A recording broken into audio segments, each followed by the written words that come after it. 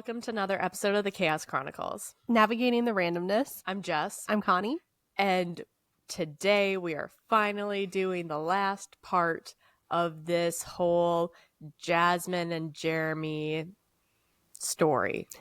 So if this is the first one you're tuning into, go back to part 1 because you missed a lot. Yeah, go back to part 1. No, we're getting our research from The Runaway Devil by Robert Remington and Sherry Zickerfoos. 4 times and we haven't figured it out. But nope. Yeah, there's a lot going on. Do you want to give the trigger warning real quick? Which everyone should know it by now, but still. Yeah, this is even hard for me I don't even know what I'm trigger warning. Violence, gore, a relationship between a 23-year-old and 12-year-old. Viewers' discretion. It's know what you're getting into. It's heavy. Be smart. Be smart. And you know what makes you really smart is if you go to any of our 4 social medias and you like, follow, and subscribe, which you can find us at TikTok, YouTube, Spotify, and Instagram. The handle for all 4 is at Chaos Chronicles Podcast, and that's Chronicles with an S. I appreciated that. I like that. It was there. I had to take it. So should we fast summary it? If you can do it, go for it. Okay. Jasmine Richardson, 12. Jeremy Stanky, 23. They're in a relationship together. Yes, that type of relationship. Together, they killed Jasmine's parents, Mark and Deborah Richardson, and her younger brother, Jacob. Right now, they have been caught by the police, and they are currently being held because they do not. So they've been arrested. They're now in holding because they don't have lawyers, and they enter, not a guilty or an innocent plea.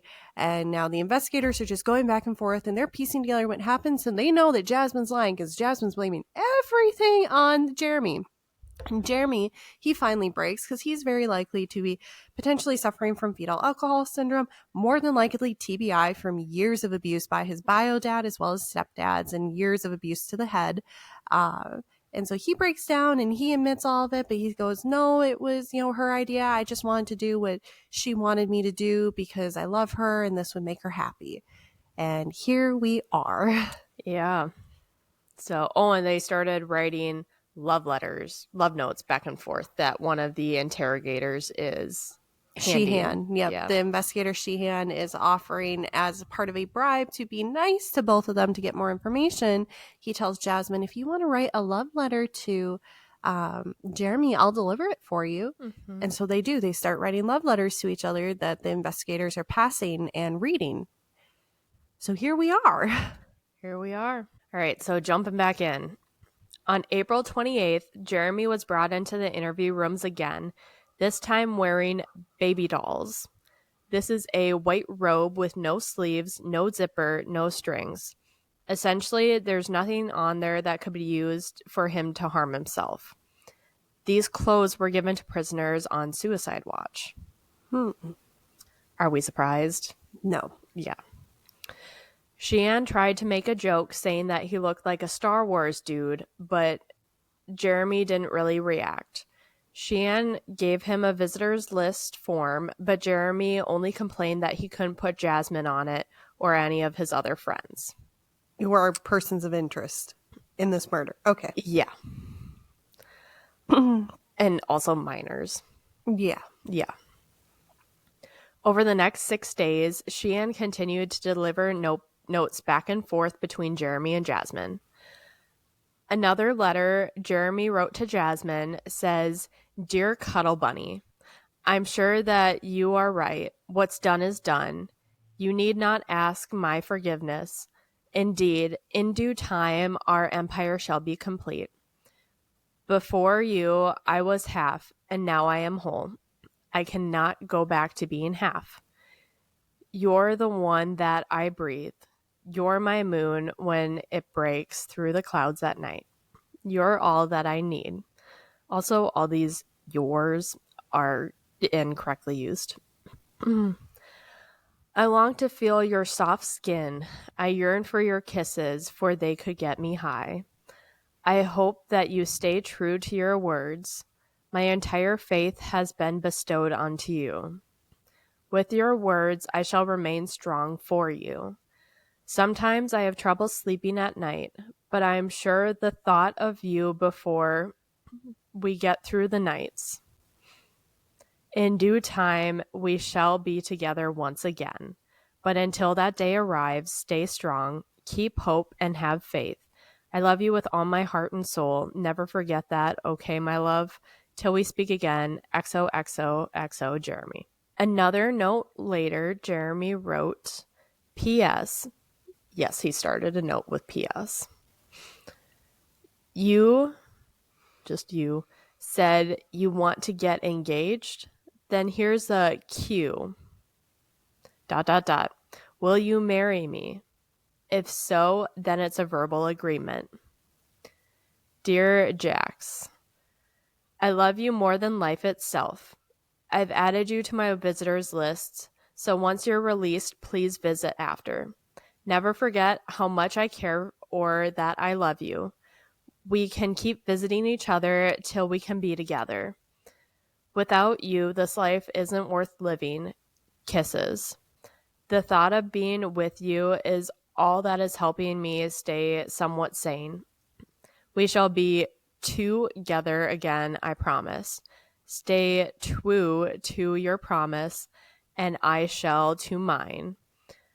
I wish I could hold you right now. Stay strong and continue to write me, please. ... I need you. I love you. I miss you. Kisses. XOXO, your lover, Jeremy. Did he say twoo as in TWUE? Yes. Okay. Yeah. Yeah. I know Ruby's some bullshit. Jasmine was thrilled and wrote him back that day. May my heart become cold to all others. Dear Jeremy, ha ha ha ha. I never thought I'd find myself hysterically laughing in my holding cell in these kind of circumstances, ... or ever really. But still, ha ha, you make me so happy. Yes, I will, of course, love to. Of course I'll come visit you. I'll have to find where you're being held. Ha ha, God, I am so happy. I must be happy and sane then. Either way, apparently I get a psychiatrist, very, very misspelt. And I'm just going to spell it so you guys can suffer with me. PHYCIATRIST.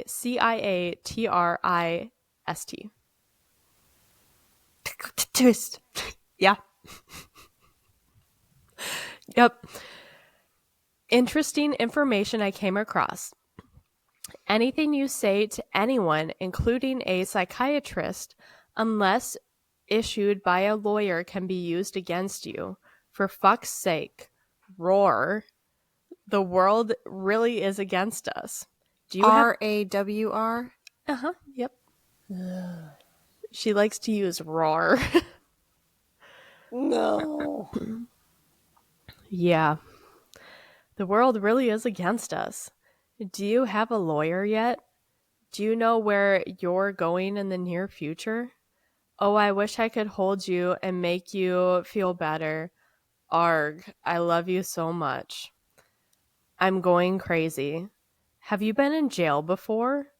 Ha, I've counted, and at all times during the day, a guard will come to see if I'm okay every 90 to 120 seconds. LOL. Oh, did the girl who cleaned the truck happen to be in love with you? We've been in the papers every day, apparently. I haven't seen them, but hopefully can Monday. Everything related to me knows I'm in jail and whatnot, but don't know anything other than the charges and seemingly doesn't believe because my aunt says they still love me. Although it was as if I wasn't alive before. Oh, remember that gift I had for you? It was a charm bag that I had made for you for your well-being and such. You may think it's stupid, but I put an unusually large amount of effort into it. I believe the planetary alignment and everything else that takes months to explain was correct, so it's still helpful, I suppose. I pray to Reiki for you. You will have no choice in the matter. In regards to the first time I snuck out, we're safe. She thought she was pregnant. I want to be able to talk to you so bad. I have far too much free time alone, mixed with my fear of isolation. Well, you're the only thing keeping me going strong. XOX. I have so much to say and contemplate, but I'm going on here. XOX. Dreams filled with visions of us help us through. Yeah. Since Jeremy was unable to talk to Jasmine, he called a 14-year-old friend who was a girl from the mall scene who adored him, and hearing her voice immediately pleased Jeremy. And this girl supposedly, since he was arrested, stood outside the police station just staring and hoping to get a glimpse of him.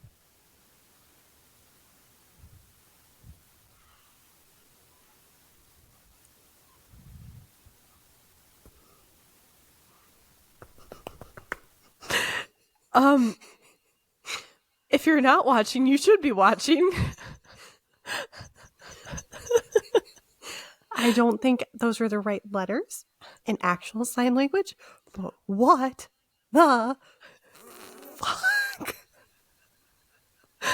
Connie's having a stroke over here.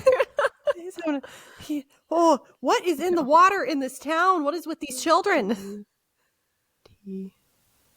I have to go through that. It's been a hot minute. Yeah. Yeah.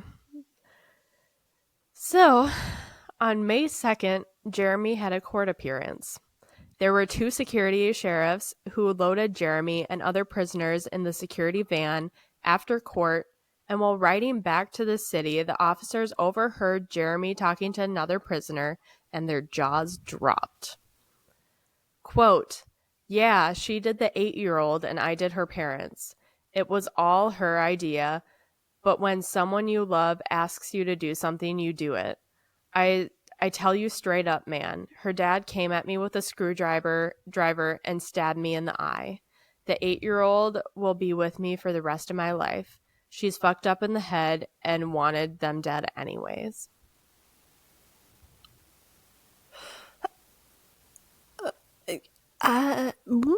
Yeah. I agree with the last statement. She's fucked up in the head. Also, wasn't she your love, your everything? Now you're just starting to turn on each other. I mean, shocker, who didn't see that coming?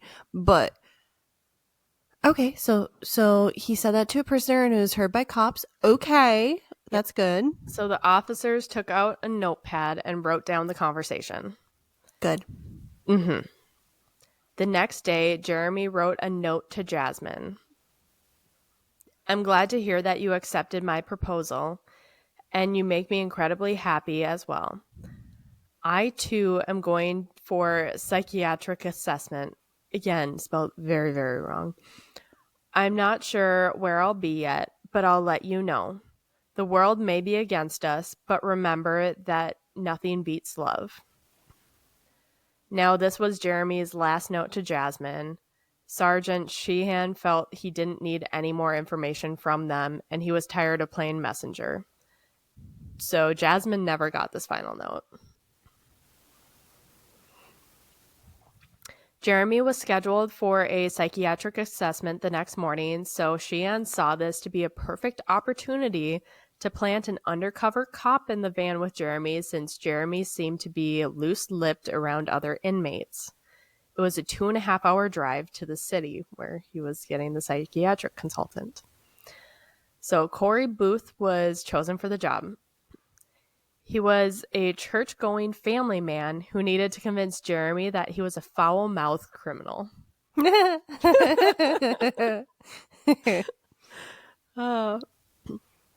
They installed hidden microphones that were wired to the roof of the van to record their conversation.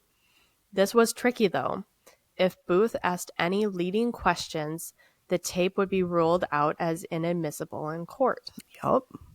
But if Jeremy spoke freely on his own while engaging in passive conversations, the tape could be used as evidence. Sheehan had prior undercover experience and coached Booth. Booth was nervous but up for the game. They fully transformed Booth's appearance. They gave him a mohawk and a goatee with a handlebar mustache.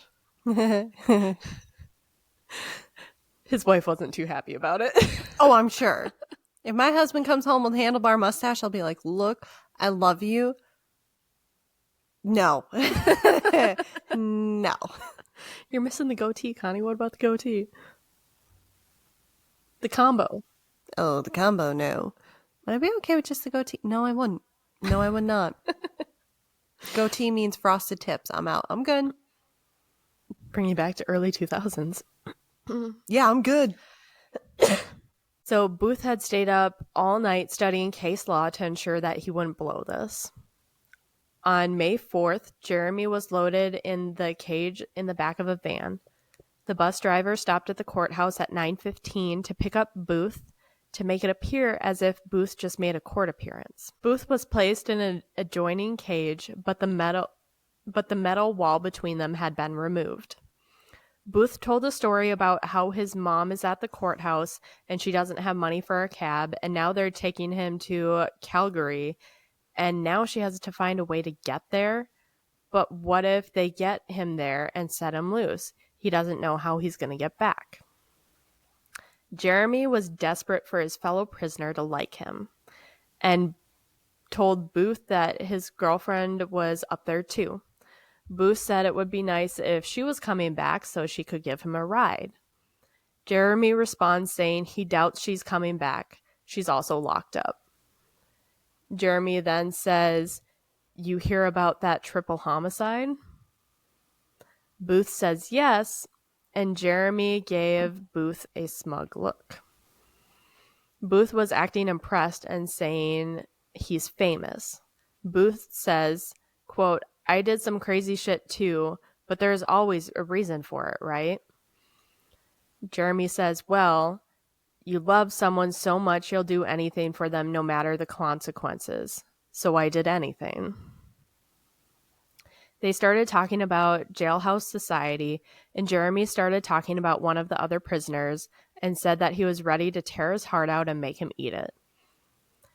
It was someone in this jail bragging about how many times he had been shot. Jeremy continued, quote, "I'm like, yeah, how would you like to get stabbed? And I'm not fond of guns and that guy. I'd rather use knives. I'm all into that whole Japanese sword thing." So they talked about this for a while, and Jeremy asked why Booth was arrested, and he gave him the cover story, and that was that he was up on assault charges, but it was self-defense. Jeremy then says he may get off on one of those charges, or possibly two, because he didn't touch her brother, and her dad came at him with a screwdriver, so that one was technically self-defense. Absolutely. The motherfucking not. It was not. No, no, no, no, no.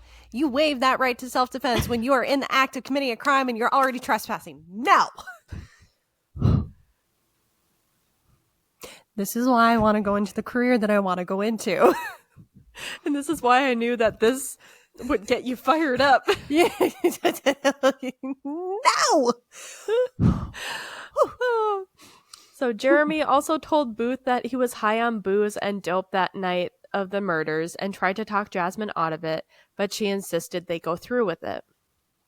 Booth then made up a story about a buddy who once had a girlfriend who wanted him to, quote, tune up her parents.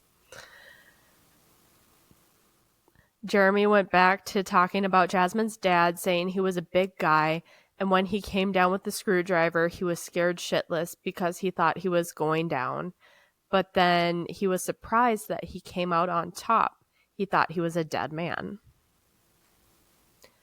Quote, "The last thing I really remember was him asking me why. And I said, 'Cause you treat your daughter like shit. She wanted it this way, and that was it. Then I went upstairs and watched my girlfriend cut her brother's throat. It didn't bother her at all either. She didn't cry or anything. In fact, the next day when we were on the road, she was laughing about it. She's got a few screws loose too. She's a Wiccan, Wiccan. She practices all that witchcraft. She's all spiritual and shit. Yeah, I gave her a bottle of my blood. First and only person I've ever given a bottle of my blood to. And she said she cut herself and gave me a bottle too, but thinks that her parents found it. And so they got both the bottles of blood. I guess one of my friends spoke with a reporter or something and told them about the stuff he'd seen me do, like drinking blood. There's more, but I stopped because the look on your face, yeah, it's fucking gross. I hate that I'm about to say this. Boys and girls and others, do not drink blood.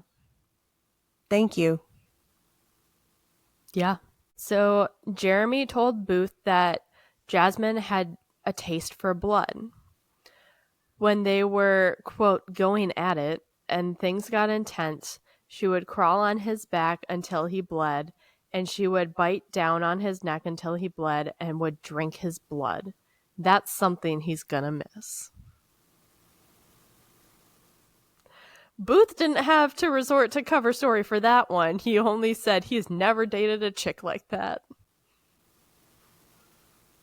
The fuck? I do remember that was a trend for a while. Don't vampire kiss people, okay? Not cool. Don't do, it's called vampire kissing.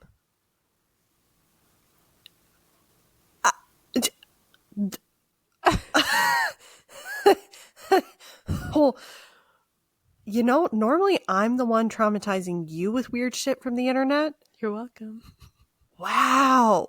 The fuck? Yeah, so it's a real thing.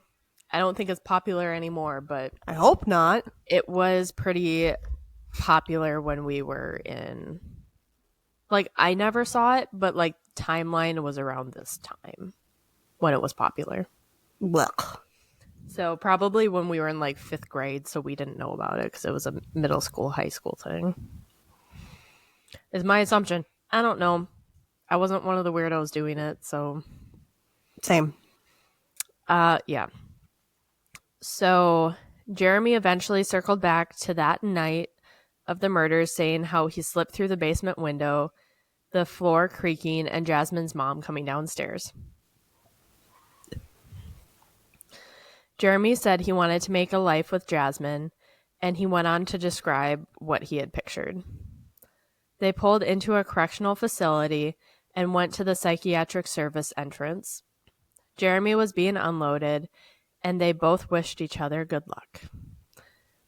Booth was sick to his stomach, but this was so much evidence they could use against Jeremy to put him away for a very, very long time. Which is good. Yeah. Yeah. Jasmine's trial took place a year later on June 4th, 2007, because of her age, supposedly.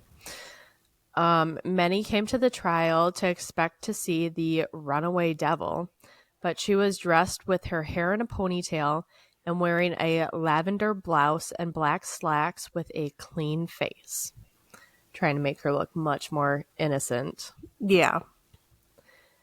Much more childlike. When the bailiff read her family's name and the 3 charges of first-degree murder, Jasmine sobbed in a child's voice. She responded not guilty to each charge. They had attempted a media ban for the jurors, but this was not reasonable in this day and age. Jurors will have knowledge of the case, but they were looking for jurors that were able to fill their oath. When the trial began, the judges asked to rule on Jasmine's initial interviews. The officers got what they were looking for, but their tactics infuriated the judge and had ruled the contents of that interrogation to be inadmissible because, quote, it engaged in a calculated process of strategic manipulation and blatant disregard for the young person's right to have a counsel present. The actions of Cole and Sheehan demonstrated a clear, calculated, and egregious course of conduct and strategy to deprive a suspect of her charter rights and rights under the Youth Criminal Justice Act. It would be It would be serious if this was toward an adult. That, in fact, was against a 12-year-old youth with special rights under the Youth Criminal Justice Act. Makes it utterly deplorable. End quote. I was wondering about that earlier because it's one thing, and again, Canadian versus U.S. law. Yeah. But it's one thing to say, I want a lawyer, but it's another thing to refuse to speak after that, because you can say, I want a lawyer, but those are not magic words per se. Like, the cops can still keep talking. It's on you to say, I'm exercising my right to remain silent until my lawyer is present. Exactly. Yeah, which, again, that's in the U.S., so I can see how this was considered egregious. The chief of police defended his officers, saying they do the best they can to get as much information as possible. Sheehan later said he knew from the start her confession would get thrown out. That's the way it is with most juvenile cases. There was a week of pre-trial arguments, and they addressed the jury on June 12th. The first day, they called neighbors as witnesses, officers describing finding Jacob's body. The second day, crime scene investigators presented their evidence and showed photos of the victims. It took 45 minutes for the forensic pathologist to describe just Mark's stab wounds. Jasmine's paternal aunt and uncle attended the trial. Her paternal grandfather would not come to the hearing because he didn't want to see and hear everything, but he did say that he forgave Jasmine because she was under a bad influence, which is herself. Yeah, she was the puppeteer here. Yeah. Jeremy was the puppet. Yep. Over the next few days, Jasmine's friends were brought in to testify. Some were a part of the goth group, some weren't. All of the girls had cried when they would talk about how they heard Jasmine say she wished her family was dead, and they knew she was asking for help in killing them.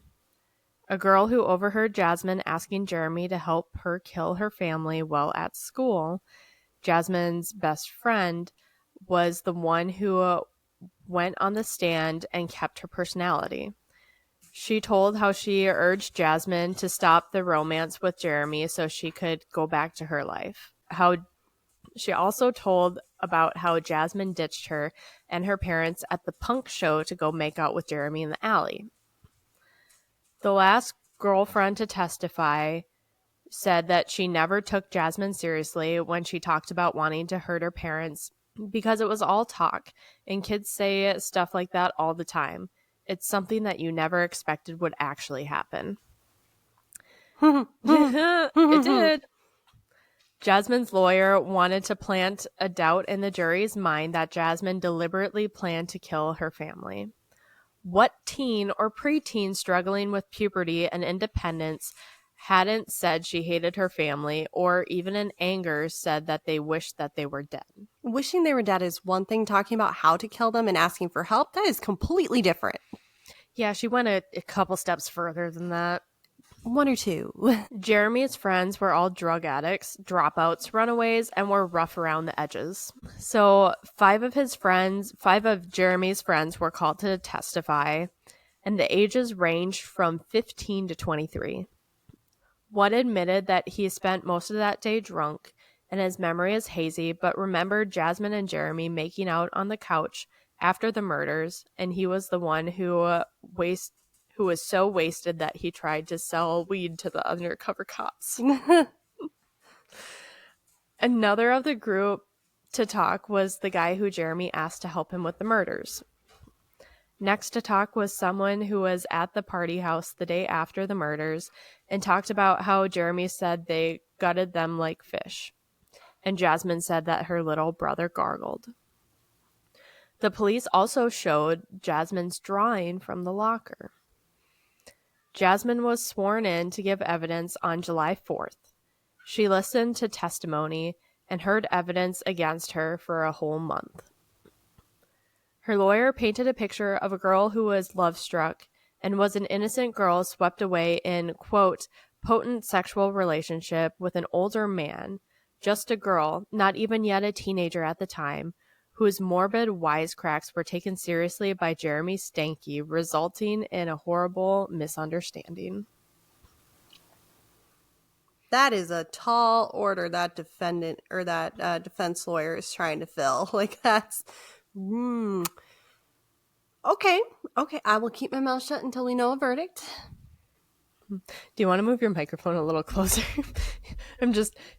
Yeah. Thank you. Yeah, I'll keep my mouth shut until we know a verdict. Her lawyer began to carefully question Jasmine. Jasmine said she never thought Jeremy would take her seriously and actually kill them. When her lawyer brought up Jeremy, Jasmine talked about the joys of their meeting and talked about their story. Charges for rape were never pursued against Jeremy since there was so much evidence against him already with the murders of Jasmine's family. Jasmine justified why they had sex while hiding out at the drug dealer's home. She said she was scared and Jeremy was trying to make her feel better. Jasmine told the story about what went down that night. She said she was awakened by screaming and yelling as Jeremy was stabbing her parents. She went downstairs and saw her parents and ran back up to the bedrooms. Her brother was wrapping his arms around her, asking what they should do. She didn't know. He was panicking and scared, and so was she. She said she couldn't believe what was happening and couldn't think, so she put the crook of her elbow around his neck, and he was clinging to her as she squeezed. He was still talking, and she just wanted him to go to sleep. She was trying to make him go to sleep so he didn't hear. Jasmine continues that Jacob asked what she was doing. She stopped because she began to panic. Her lawyer asked Jasmine to explain how she got upstairs with a knife when Jeremy was walking up the stairs. Jasmine responds saying that she forgot to say that she had a kitchen knife hidden in her bedroom because she was dabbling in cutting and had sliced her leg the week before, and this is why her blood was also found on the knife later on. Convenient. She continues that she grabbed the knife before Jeremy reached the top of the stairs to protect herself because she didn't want this. She says she was panicking and in shock and was afraid that Jeremy would hurt her because she didn't want this to happen. She didn't think he could do something like that. She thought she loved him and thought she knew him, but he came up the stairs saying he loved her.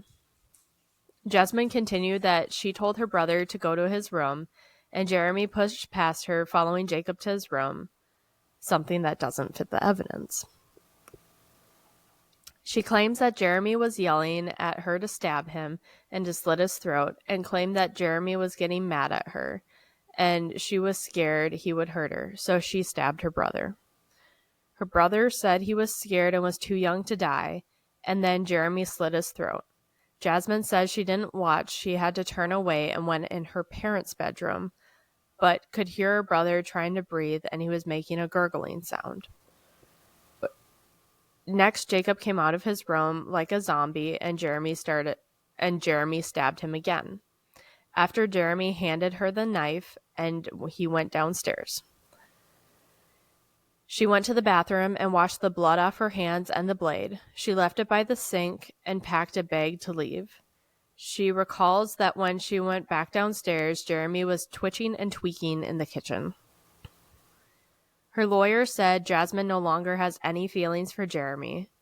With therapy and time to reflect, Jasmine has drastically changed her views of him.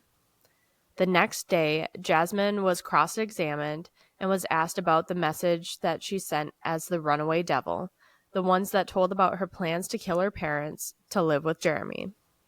The cross-examiner asked if she took anything back in writing or said she was joking.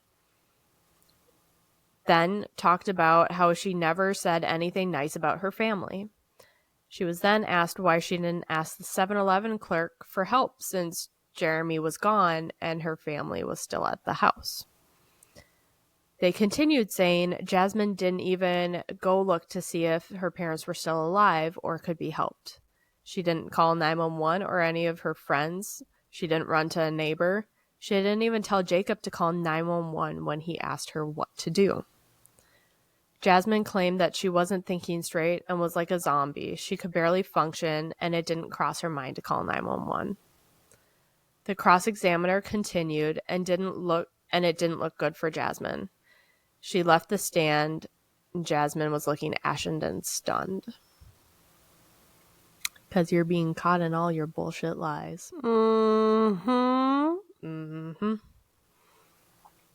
So the cross-examination of Jasmine had a huge impact on the jury, since she had exposed many, many holes in Jasmine's story.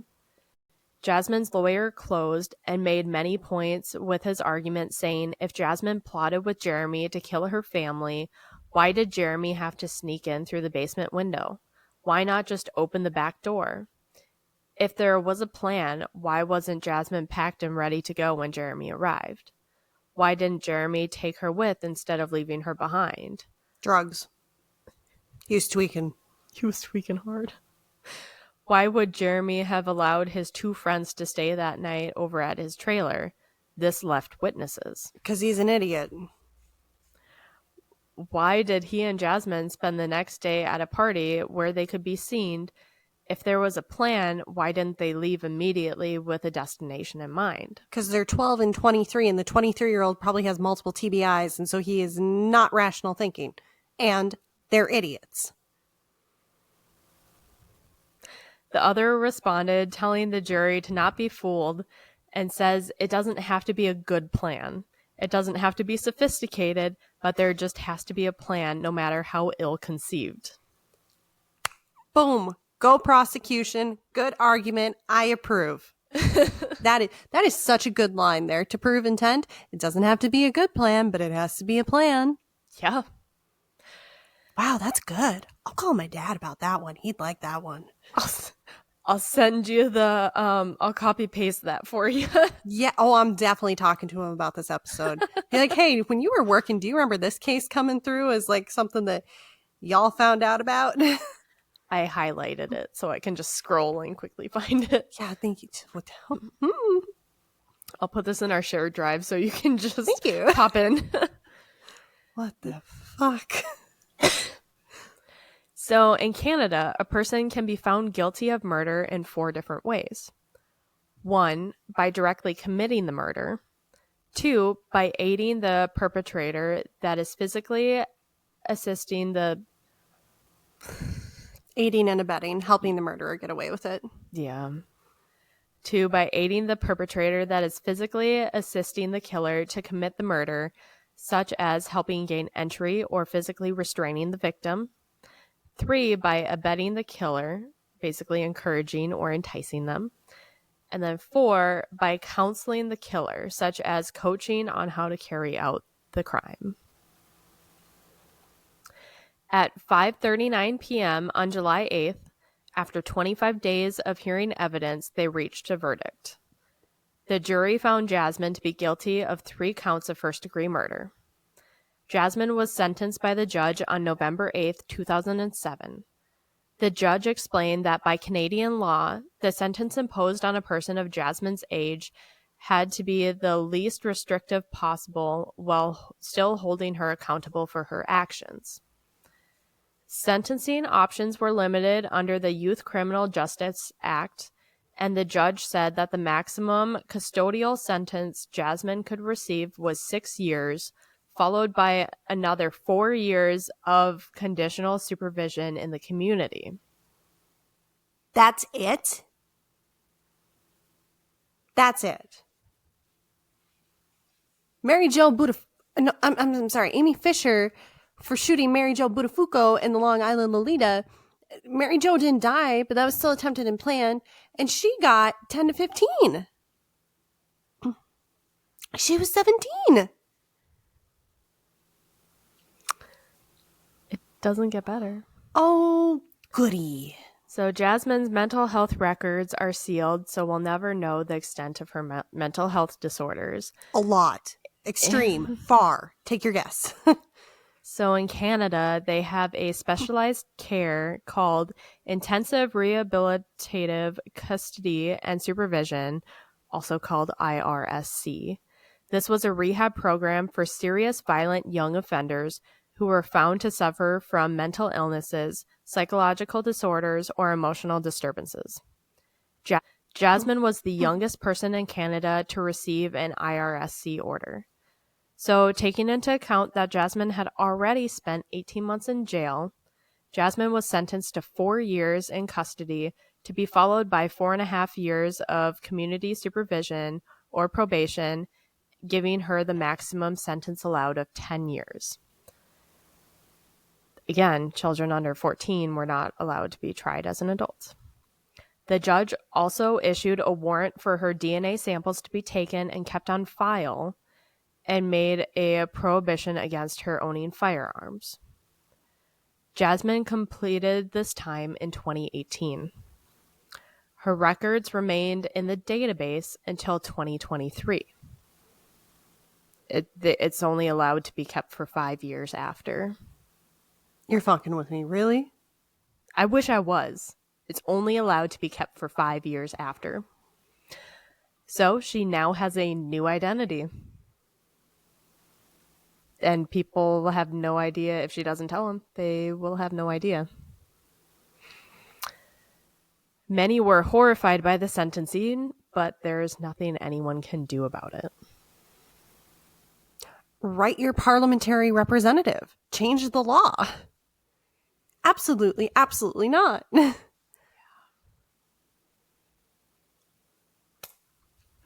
So, just assuming she's out there in the public right now, roaming around everybody.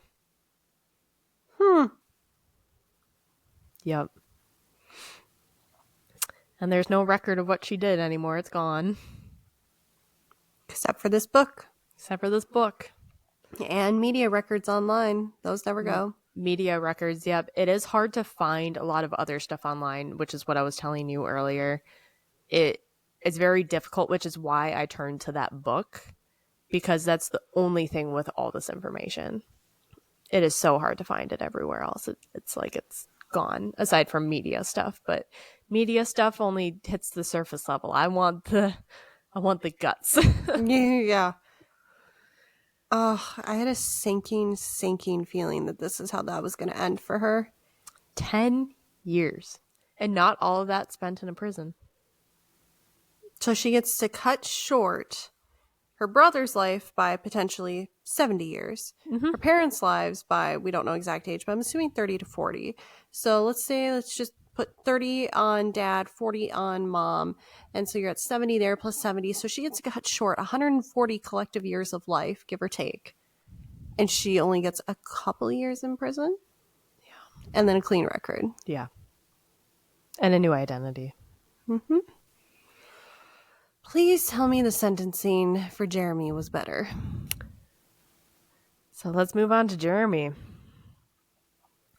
A top criminal defense lawyer took on Jeremy's case and kept a close eye on Jasmine's trial.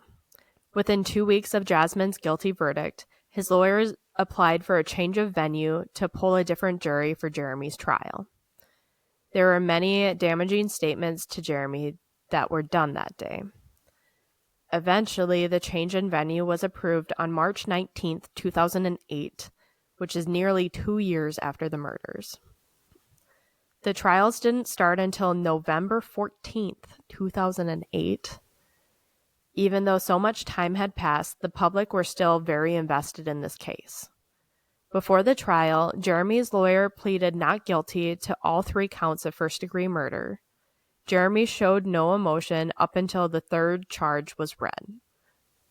Jacobs.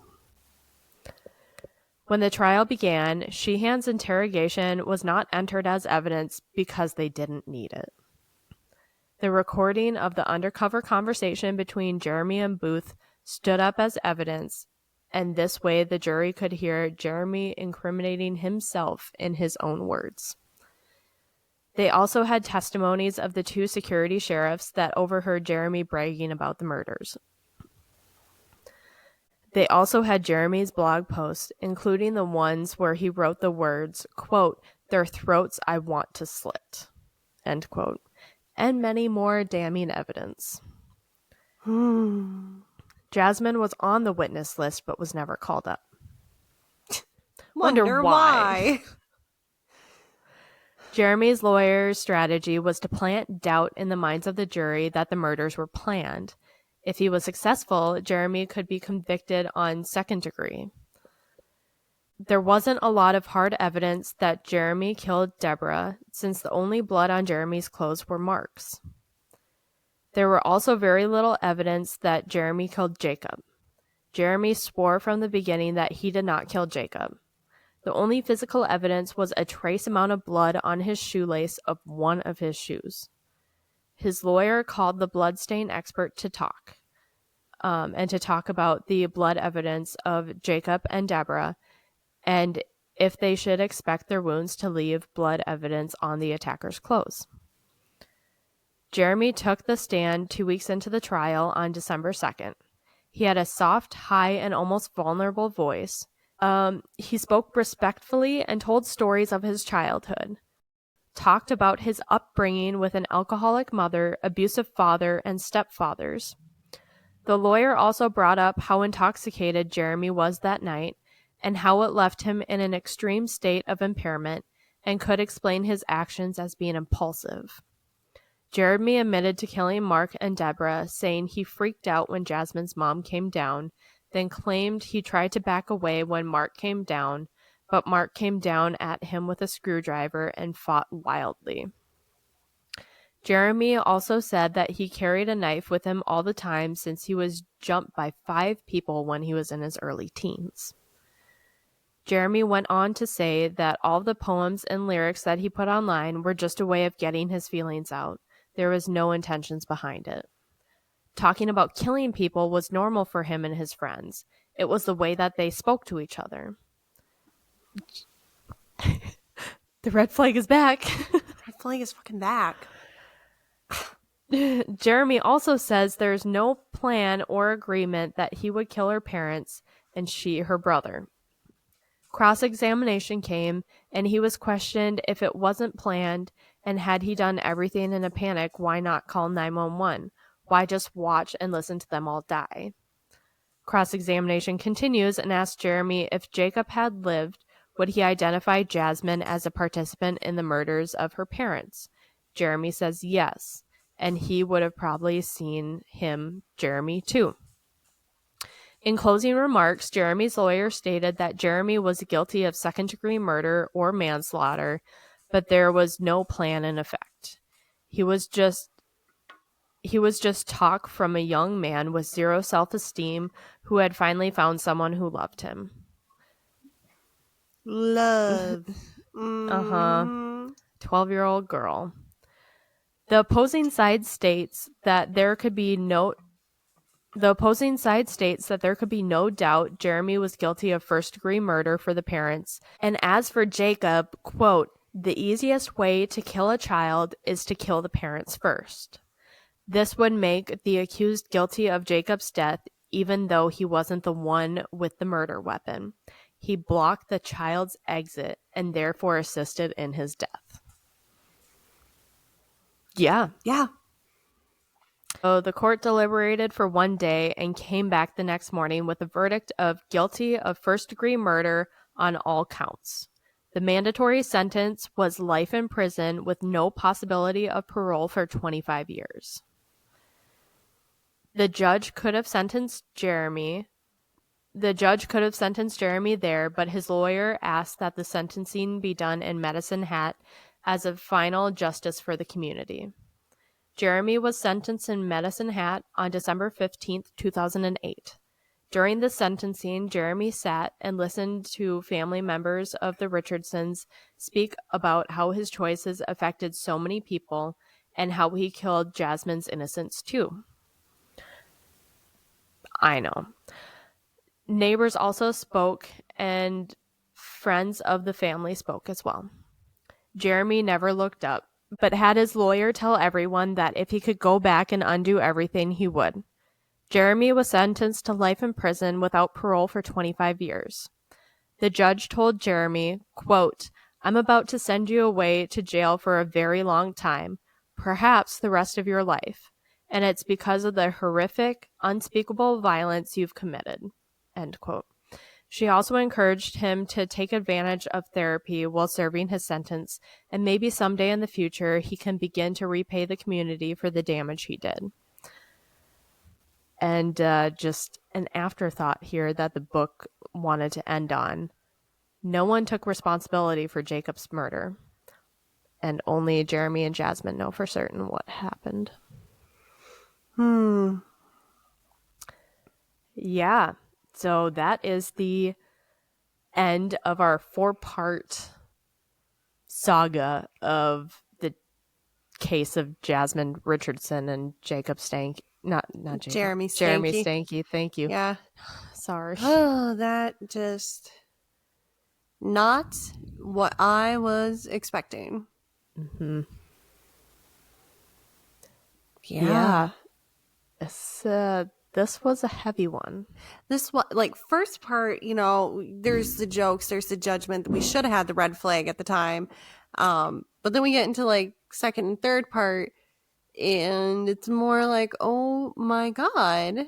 Now it's gone from, you know, condemning the 12-year-old for stupid decisions to like, oh no, this is not a stupid decision. This is you've crossed the line and done an irreparable act. Yep. Yeah, or an unforgivable act with irreparable damage, but yeah. Let us know what you guys thought of this case. I guess I almost forgot this. My question to you that I was going to ask, who do you think killed Jacob? Jasmine. Same. Yeah. Without a doubt. Because Jeremy has no reason to lie. He confessed everything. He has no reason to lie. Yep. Nope. And his whole thing was anger at the parents. Nothing to do with Jacob. No. And if anything, as a kid I'm not an expert, as a kid who was abused, it is very unlikely, and I can't see it, where that he's going to inflict that on. He would inflict that level of pain on Jacob. If he were to have the psychosis of being able to kill Jacob, he would be smarter. Yeah. And he would do it so much quicker and painlessly. Yeah, not what they did. That was not. No, and that makes me think it is Jasmine that did that. Yeah. Let us know what you guys think. Who do you think killed Jacob? Either way, this whole case is just so messed up. If you guys want even more details, I guess, check out Runaway Devil by Robert Remington and Sherry Zicki-Foos. They did a good job, you know, with all the facts and painting a picture, and yeah. Yeah, there's not a whole lot to be said now, so, you know, maybe the takeaways from this are don't give your children too much freedom. Yeah. Don't stay with abusive partners that are hurting your child. And if your child starts showing disturbing behavior, get them help right away and get them out of the situations that are promoting that disturbing behavior. Yeah. Not excusing Jeremy or Jasmine, but also understanding from the situation, what can we take from it? Right. And try to avoid ever having this happen again. Yeah. Like I've said on previous episodes, you know, we talk about all this heavy, heavy stuff. And we really try our best to find some sort of silver lining. We got to take away something from it besides the negative. So that's our attempt in doing so. Yeah, hopefully next episode I will try my best to make sure that it's not too heavy for you guys. We'll find something. We'll find something that's not. But if you need something right away that's more uplifting, you know, we do have several other episodes out. If you're looking for another that's kind of like, what the hell just happened? But in a no one dies, the Long Island Lolita is a good one. Mm-hmm. Also, we talk about some ghost stories and the most haunted ship of the Great Lakes.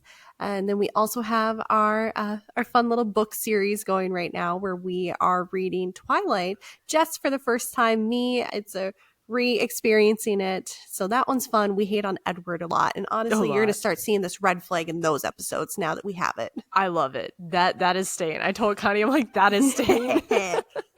I'll just make sure the towel is actually clean next time. It was kind of we stumbled upon it. We did. So yeah, but make sure that you're following us on all social media platforms. We are on YouTube, Spotify, TikTok, and Instagram, all at Chaos Chronicles Podcast.